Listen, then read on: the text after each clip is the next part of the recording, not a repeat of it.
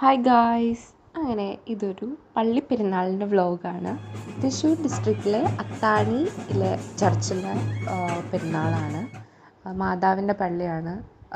അവിടുത്തെ പെരുന്നാളിൻ്റെ വിശേഷങ്ങളാണ് ഈ വ്ളോഗിലുള്ളത്. ഇതെൻ്റെ വീടാണ്. എൻ്റെ വീട്ടിലേക്കാണ് അമ്പ് കൊണ്ടുവന്ന ഒരു ഇതാണ്. അങ്ങനെ ഞങ്ങൾ അമ്പെല്ലാം തൊട്ടുമുട്ടി പ്രാർത്ഥിച്ച് അവിടുന്ന് എല്ലാവരും കൂടി ബാൻഡ് സെറ്റും ഉണ്ടായിരുന്നു. ബാൻഡ് സെറ്റോട് കൂടി എല്ലാ വീടുകളിലും പോവുക എന്നുള്ളൊരു ചടങ്ങാണ് നടക്കുന്നത്.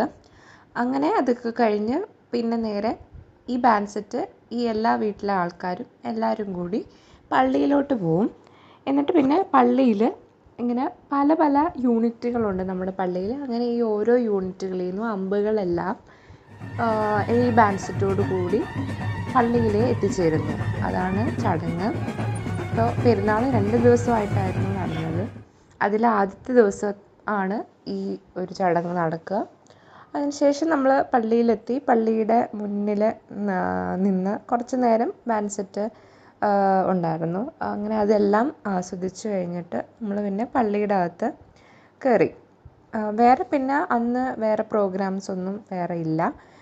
പിറ്റേ ദിവസം ആണ് നാടകവും അതുപോലെ മറ്റ് ചടങ്ങുകളും പെരുന്നാളിൻ്റേതായ ചടങ്ങുകളൊക്കെ പിറ്റേ ദിവസമാണ് നടന്നത്.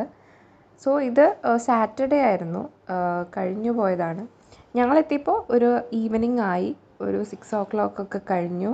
അതുകൊണ്ട് തന്നെ കുറച്ച് ഇരുട്ടൊക്കെ ആയി തുടങ്ങി. അപ്പോഴാണ് പള്ളിയിലെ എല്ലാ ലൈറ്റുകളും എല്ലാം ഇവർ തെളിയിച്ചത്. സോ അതെല്ലാം ഞങ്ങൾക്ക് കാണാൻ സാധിച്ചു ആ ഒരു സമയത്ത് എത്തിയതുകൊണ്ട്. നല്ല അടിപൊളിയായിട്ടുണ്ടായിരുന്നു. എല്ലാ ലൈറ്റുകളും ഇട്ട് നമ്മുടെ പള്ളി കാണുമ്പോൾ നല്ല രസമുണ്ടായിരുന്നു.